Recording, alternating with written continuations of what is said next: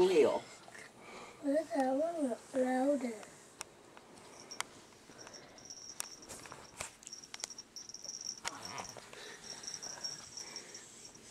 When you walk into a restaurant, what do you see? Just next time you try it, just take a really good look at what you see.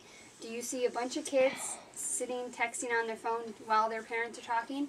Do you see the parents and the adults texting and talking with each other while the kids are sitting there actually eating their food? Or do you see more of kids playing their DS and enjoying their family's company while they're eating? You know, the progression of technology is just something that is surprising. We haven't quite gotten to the Jetsons level yet, but eventually we are going to be there. And, you know, we're slowly coming closer to a completely and vastly technological world where everything that we ever do is going to be based on technology.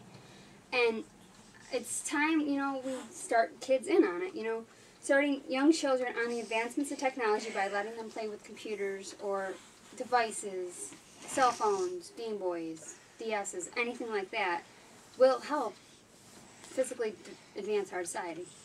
And it's taken for granted that, you know, young children can pick up on things a lot faster than everybody else can.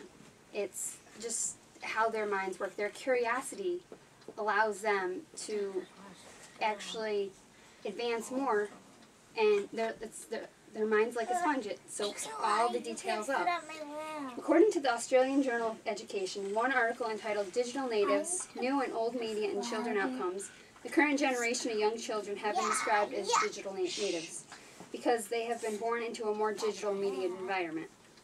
In an issue of the International Journal Technology and Design Education, an article was published called Children's Express the Issue of How Children Perceive Technology.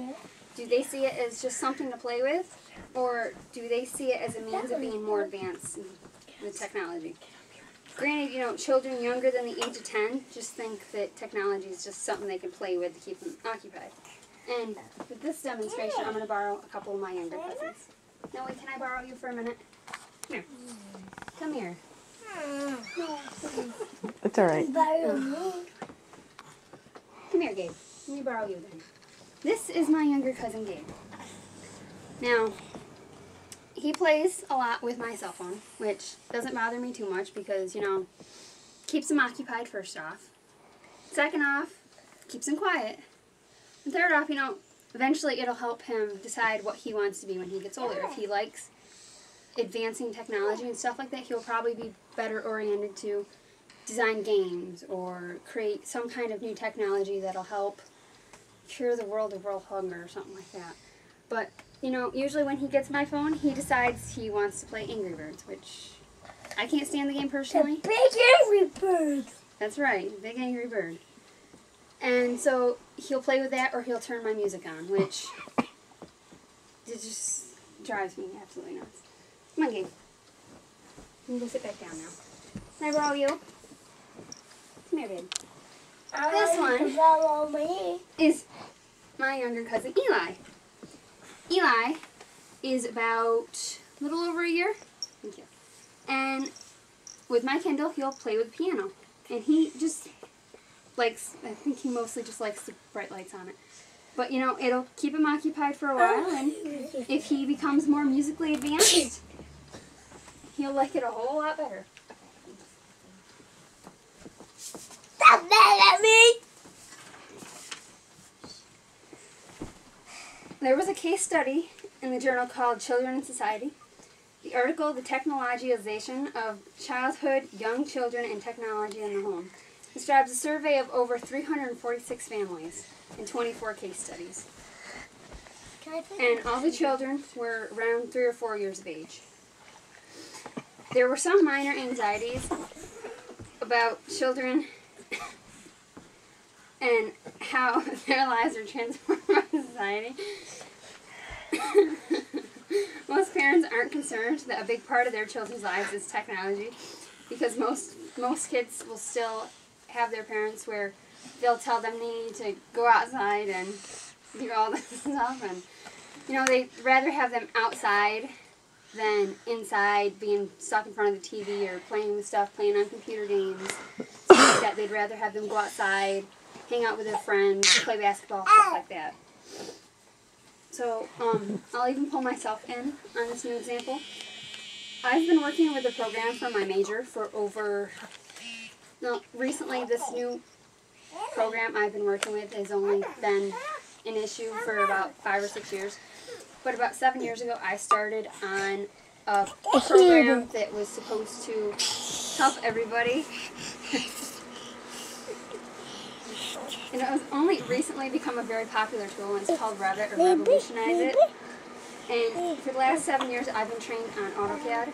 So it would have helped a little bit if when this program first came out, they'd done like a practice example on it, so everybody can see, how it works and get used to it a little bit, instead of letting kids get so far into one program and then having to have them adapt to a new one.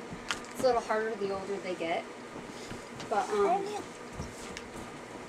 basically what this program is that, as my teacher stated it, it's just like using a sledgehammer to put in a tack into the wall. It's really overkill is what it is, trying to use it. But basically what it does is